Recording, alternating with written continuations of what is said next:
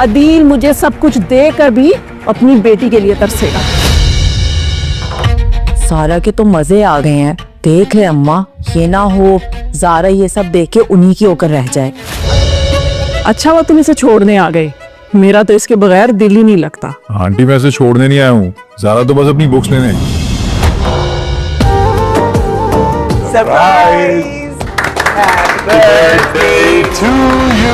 कुछ नहीं तो कल घर तो जाना ही है ना।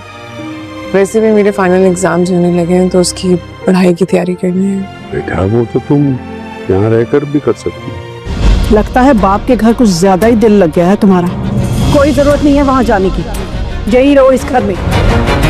देखें, अगर आप एक दफा हादी के साथ रुखसत हो गई ना, फिर हमारे हाथ कहाँ लगेंगे। पापा बिल्कुल ठीक कह रहे हैं ज़ारा, हम दोनों बहन भाई यहीं से यूनिवर्सिटी चले जाएंगे। और वैसे भी आप मेरी हेल्प तो करती ही थी पढ़ने में, अब अच्छा है ना हम दोनों साथ कंबाइन स्टडी कर लेंगे। ये काम तुम किस तरह करती? कौन सा मैं खुद के लिए कह रहा हूँ, मैं तो तुम्हारे भले के लिए सोच रहा हूँ। जब तुम उस पागल को छोड़ोगी ना, अपने आने वाली जिंदगी मजे से गुजारो। सोचने की बात ये है सलमान कि मम्मा अपना एक ना आलीशान महल मेरे नाम क्यों करेंगी? अब तुम्हारा यहाँ फन है मेरू। उसे इनवाइट किया जाएगा और वो मीसने ज़ारा, उसे भी मेरा ख्याल नहीं। मुंह पर कैसे खाला खाला करती है, ड्रामे पास कहेंगी। तो अब ये होगा कि वो 2 टके की सलमा जिसकी कोई औकात नहीं, उसको तो मैं बताती हूँ। ऐसी डोज दूंगी कि होश ठिकाने आ जाएंगे। ये अदील को तो देखो, हमें भी अगर डिनर पे बुला लेता तो क्या गरीब हो जाता, मगर ना बुलाकर तो हमारी बेइज्जती जो करनी थी। ज़ारा और हादी की मंगनी काफ़ी धूमधाम से हो गई है और यहाँ पर आलिया और महरू जो हैं हर तैयारी को देख देख कर जेलसी होती रही हैं और एक दूसरे के साथ इशारों ही इशारों में बातें करती रही हैं। और वो तो हरगिज़ ये नहीं चाहती थी कि ज़ारा की मंगनी की तकरीब इतने अच्छे तरीके से हो जाए। खैर मंगनी होने के बाद जब ये माँ बेटी घर आती हैं तो घर आने के बाद महरू जो है अपनी अम्मी को बार बार इसी चीज़ का एहसास दिलाती है कि हमने ज़ारा को वहाँ भेज कर कहीं गलती तो नहीं कर दी, क्योंकि ज़ारा को जिस किस्म का प्रोटोकॉल वहाँ पर दिया जा रहा है और जिस किस्म के घर में वो रह रही है उसकी ज़िंदगी ही बदल चुकी है। ऐसा तो नहीं होगा कि अब वो हमारे घर आने से ही इनकार कर दे, क्योंकि उसके आगे पीछे नौकर फिरते जा रहे हैं और गाड़ियों में घूमती है और अपने बाप की दौलत पर ऐश कर रही है। तो अगर ऐसा हुआ कि ज़ारा ने वापस आने से ही इनकार कर दिया तो यहाँ तो हमारे अरमानों पर ही पानी फिर जाएगा। लेकिन आलिया बेगम अपनी बेटी महरू से कहती है कि तुम मुझे नहीं जानती हो, अदील मुझे अपना सारा कुछ देने के बावजूद भी अपनी बेटी से मिलने के लिए और उसका प्यार पाने के लिए तड़पता ही रहेगा। मैं ऐसी साजिश करूंगी कि दुनिया देखती रह जाएगी।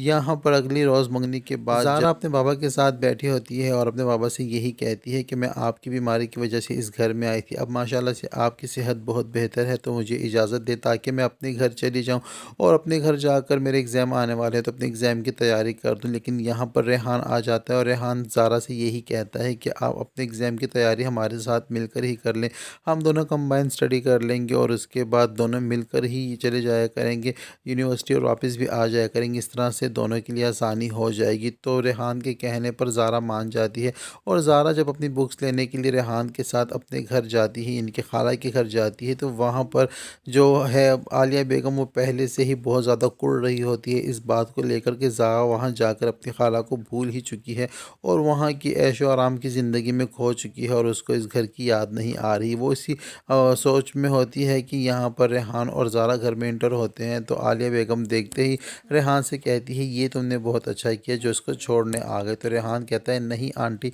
मैं ज़ारा को छोड़ने नहीं आया बल्कि ज़ारा अपनी बुक्स लेने आई है। तो यहाँ पर आलिया बेगम बहुत ज़्यादा गुस्से में हो जाती हैं और ज़ारा से यही कहती हैं कि तुम तो अपने बाबा के घर जाकर हमें जैसे भूल ही गई और तुम्हारे तो तेवर ही बदल गए हैं, अब और ज़रूरत नहीं है वहाँ जाने की, बस अपने घर में आराम से बैठो। तो यहाँ पर ज़ारा भी अपनी खाला का मुंह तकती रह जाती है और रेहान भी अपने आंटी का मुंह तकता रह जाता है कि आखिरकार अब इस बला से जान कैसे छुड़ाएं, क्योंकि वो तो बुक्स लेने आई थी और ज़ारा आहिस्ता आहिस्ता अपने घर वालों के साथ घुल मिल रही है और उसे इस बात का एहसास हो रहा है कि उसके असली रिश्ते जो हैं वो उसी घर में है और उसको सच्चा प्यार वहीं से ही मिल रहा है।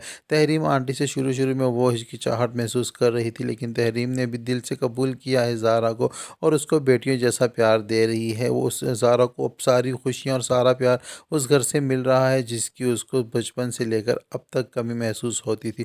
तो अब ज़ारा जो है आहिस्ता आहिस्ता उसका दिल बदल रहा है, साथ ही साथ उसकी फूफो भी उसका दिल बदलने की कोशिश कर रही हैं ताकि उसके दिल में अपने बाबा के लिए, अपनी फैमिली के लिए जगह बन जाए। उधर दूसरी जानिब बात की जाए अगर मेहरू और हादी की, तो उनकी लालच तो दिन ब दिन बढ़ती ही जा रही है। इतना कुछ बटोर कर ले जाने के बावजूद अब सलमान ने जो है ये प्रोग्राम बना लिया है कि अब वो मेहरू से ये कहता है कि अब तुम अपनी सास से बात करो ताकि वो अपना घर तुम्हारे नाम लगा दे। तो यहाँ पर मेहरू सलमान से ये कहती है कि भला वो अपना महल जैसा घर मेरे नाम क्यों लगाएगी। तो सलमान मेहरू को इस बात का यकीन दिलवाता है कि तुम जो चाहती हो करवा लेती हो और आखिरकार तुम उनके ख़ानदान को वारिस देने वाली हो।